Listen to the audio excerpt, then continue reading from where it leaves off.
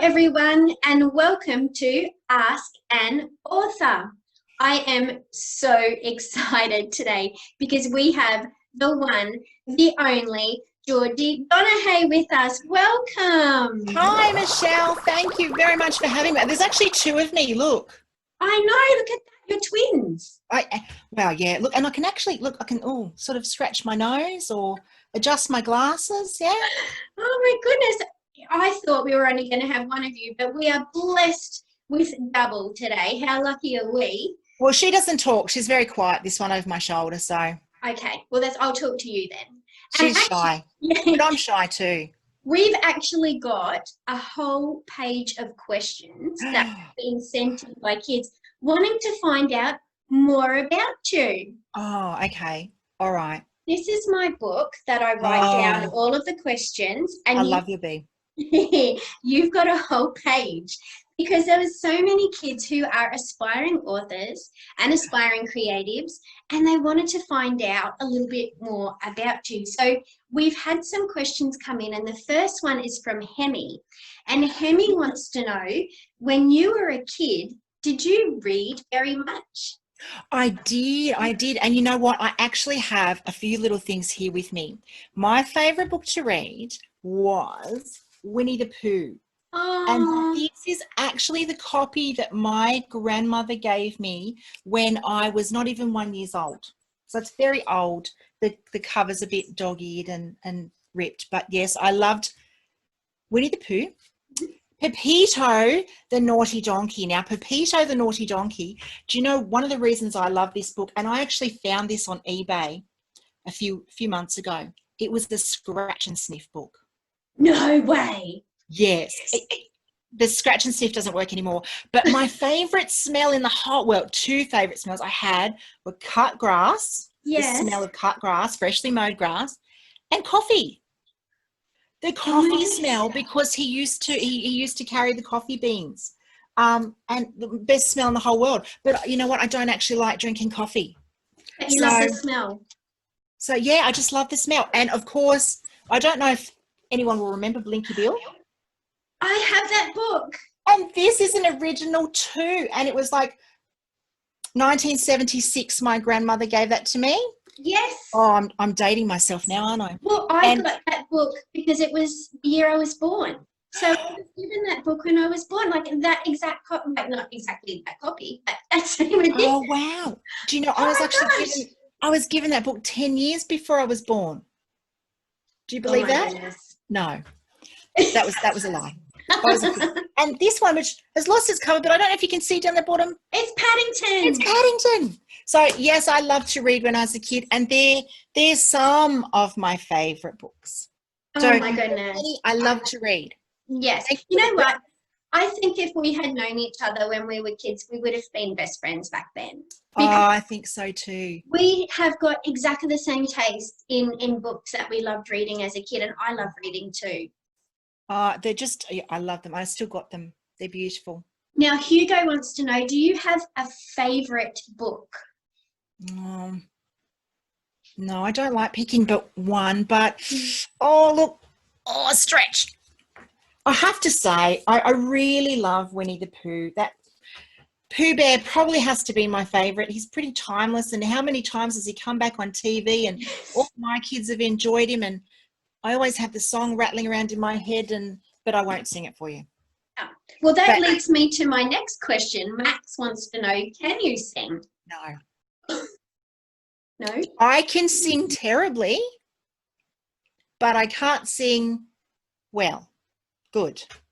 Bad. Well, horrible. Technically, he didn't ask if you could sing well. He just asked if you could sing. Well, everyone can sing. Yeah. Do I have to sing now? I don't have to sing now. No, you don't have to sing now. You don't have to sing now. So then can I say I'm an opera singer? Yes. But I'm just not going to share that now? Yes, absolutely. Okay. Absolutely.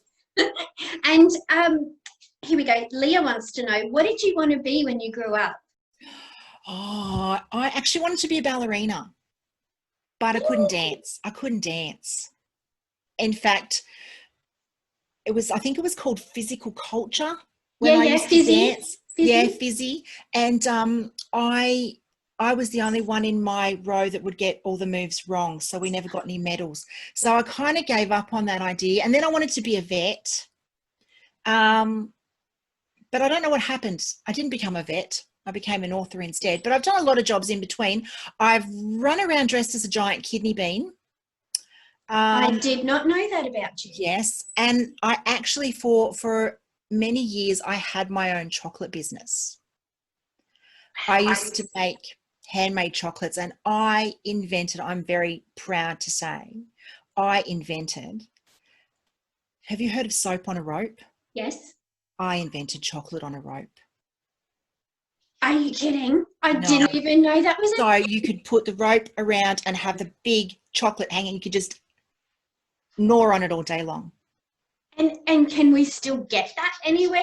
I'm thinking this is something I didn't know I needed in my life. No. And I actually was one of the first ones to put company logos in chocolate rather than on the actual, you know, when you go to places and you get the little chocolate, it has the business name on the wrapper. Yeah. I actually put the logo into the chocolate.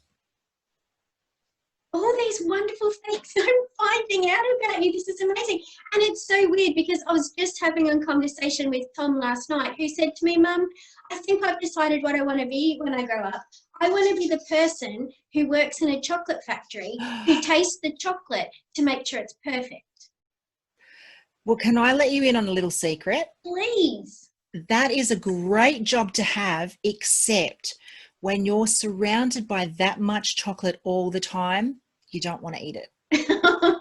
I think he would take that as a physical challenge, actually. But you know what? It is fun getting to practice making new flavors and doing different things with chocolate, like mixing chocolate with rice bubbles, or making chocolate on a rope, or mixing with, you know, the 2-minute noodles to make chocolate spiders, and or throwing fruit in, throwing flavors, throwing colors in. It is lots of fun. Wow, it's very sticky though. Yes, I think you've inspired me though to have a play with chocolate and see what I can make. That's so exciting. You have to play with chocolate. Absolutely. Grace wants to know, when you're writing your stories, where do you get your ideas from? I hear a little voice in my head. Now that sounds really strange, I know, but my characters talk to me. And I write down their story, but I have another secret. Can I just tell you, Michelle? We won't share it with anyone else. That's fine. It's all about secrets. Absolutely. Okay. I actually like to write in the shower. How? I have a waterproof notepad and pencil on my shower wall. It's the only place I can escape from my children and get total peace and quiet. And something to do with the water, the sound of the rain, the sound of the water, sorry. Jackie French is the same thing. She loves the sound of the water. I don't know if she writes in her shower, but she says the sound of the water inspires her. Well, it does me. So I've got this, it's a notepad. It's got little suction caps on the back, and I stick it, it's stuck to the wall of my shower, and this pencil, which is waterproof, and it has a rubber on it too, so you can rub out. And there's lots of pages. And I stick, and I get ideas, and I just write them down, and then I can just tear off the piece of paper when I finished in the shower. And if I've got a really long problem with one of my characters in my books, I have a bath so that way I can be in the water a lot longer, and I can write lots more. Oh my goodness, Georgie, you're blowing my mind right now. All of these things that I have led such a sheltered life. I'm feeling like, oh my goodness, you are the most amazing person. This is incredible. Thank you so much for answering all these questions. Here's one. Josh wants to know, do you have a favourite sport? Well, I played netball when I was a kid. And I kind of guess I get interested in the sports that my kids play. I used to go and watch my son play soccer all the time. He's an adult now, so not so much anymore. But my daughters are kind of, they're a bit sporty, but they're mainly creative like me. My eldest daughter likes doing special effects makeup. So she likes doing cuts and bruises and gory, bloody things hanging out of your arms and your head and everything like that. And my youngest wants to be a comedian. So I think I'm going to be frequenting the comedy clubs.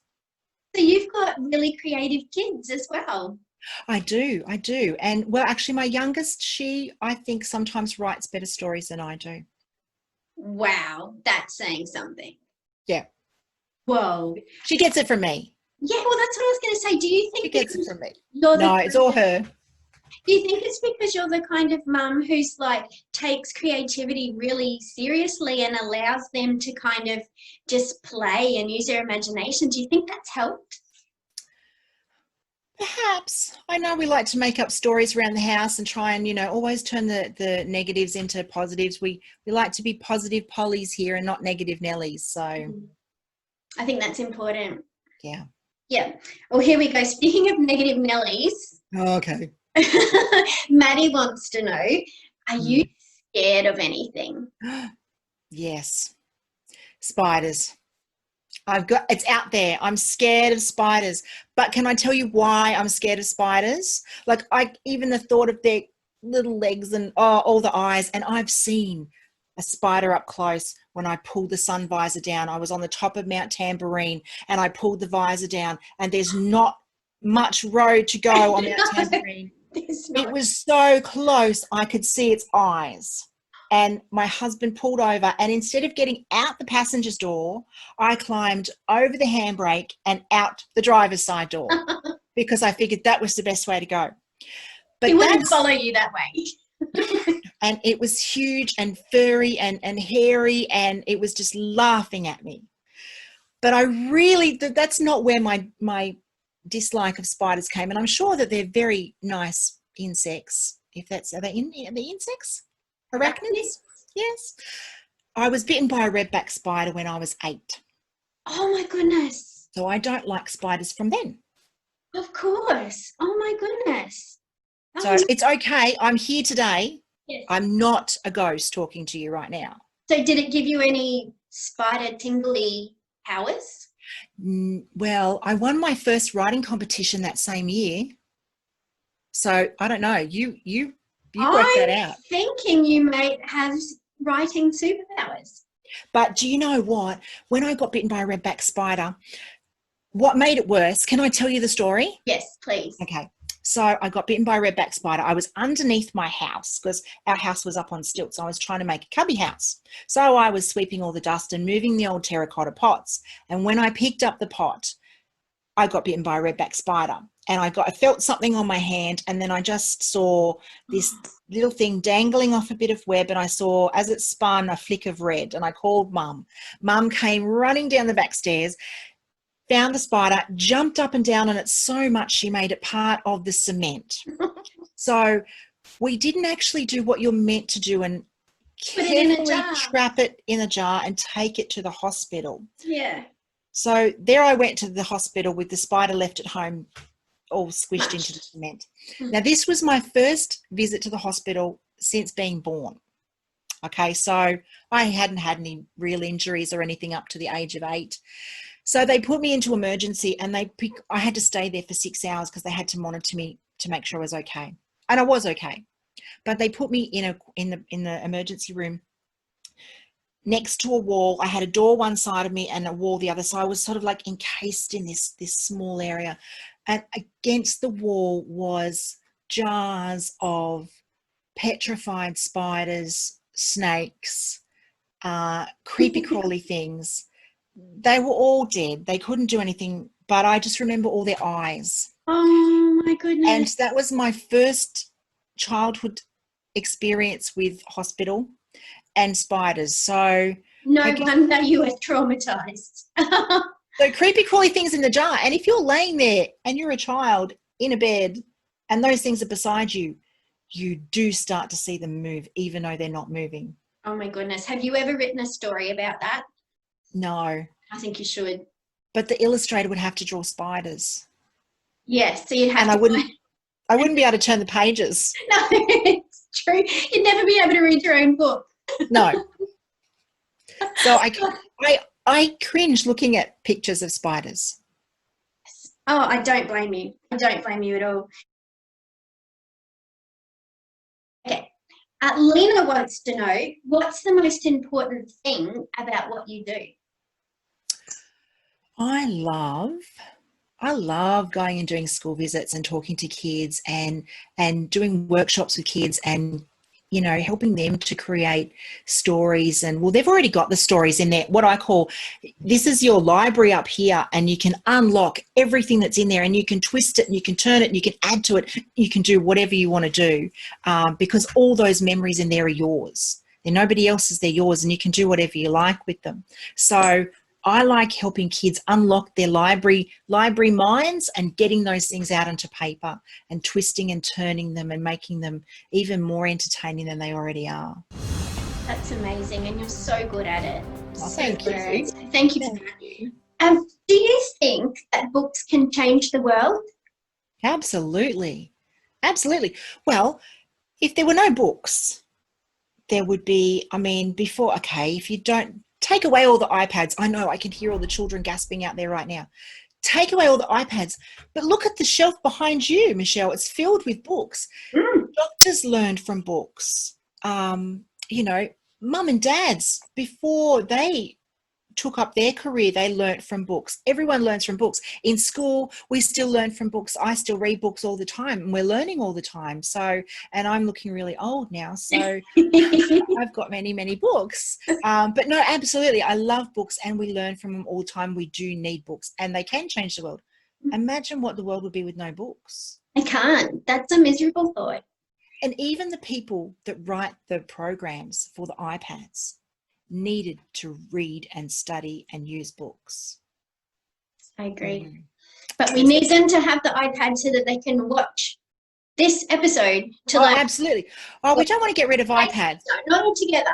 There is a place for them, but I think absolutely that books do so much to make you think and learn and grow and inspire you to be maybe an author. And what advice would you have for kids who are watching who think that they might like to be an author when they grow up? One thing I tell kids is you're in charge. It's your story. Nobody can tell you how to write that story. You can get ideas from other people, or people can give you advice, but it's your story. You're in charge. You write the story however you'd like. Don't worry when you're writing stories about full stops and punctuation. That can all be sorted out later.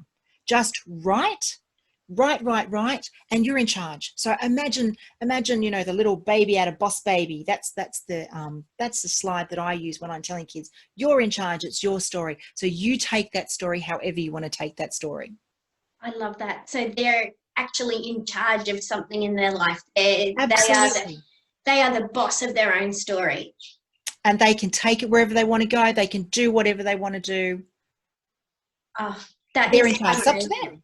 That is amazing advice. Thank you so much. Now, if there's kids watching thinking, you know what, I've got a question that I would really like to ask Georgie, how can they get in contact with you? They can contact me through my website, which is www.georgiedonaghay.com.au. But please don't send me any pictures of spiders. Yes. But I will share chocolate recipes with you if you have some chocolate, if you want to know some chocolate recipes. I think I'm going to contact you for some chocolate recipes because I would love that. So what I might do is I might put the link to your website in the description. So if you really like to contact Georgie and find out more about chocolate or tease her about spiders or find out a little bit more about how she gets her story ideas, please make sure that you contact her. And I just want to say thank you so much for being on today's episode. Thank you for what you do to inspire kids and to make the world a better place with your book. So thank you so much. Thank you, Michelle. Thank you very much for having me. And you know what? We're at the end of our interview and I actually forgot something. What? I watched your wonderful interview with Adam Wallace. Yes. And you began with your hat theme. And I actually had 2 hats to wear. This is my Lulu hat, which I wear to schools because... And a lovely friend made this for me. It came all the way from America, beautiful little tassels. That's for my Lulu book. But this is the one when I'm interviewing authors, this is the one I like to wear. Are you ready? Yes. Oh, it's a birthday cake. It's a birthday cake. Now, could you answer serious questions if I wore this hat? I don't think so. You had to think about that, didn't you? I did, because I think I would be so distracted. But you know what? You're going to make me up my hat game here. I think so. I think Adam Wallace has started this. I challenge the next author or illustrator, whoever you interview next, to wear their most attractive, beautiful hat. I definitely am going to tell everybody about that challenge, and I will take that challenge on as well, because you know what? I think it shows that we're creative people. Absolutely. And we're confident and we love what we do. We do. And that's what it's all about. We do. We do. And Michelle, thank you very, very much for having me today. Thank you. And really wonderful. Thank you. And for all the kids watching, if you'd like to see some more episodes where I interview creative people, make sure you hit that subscribe button, and we will see you again on another episode of Ask an Author. Bye. Bye. Thanks. Bye.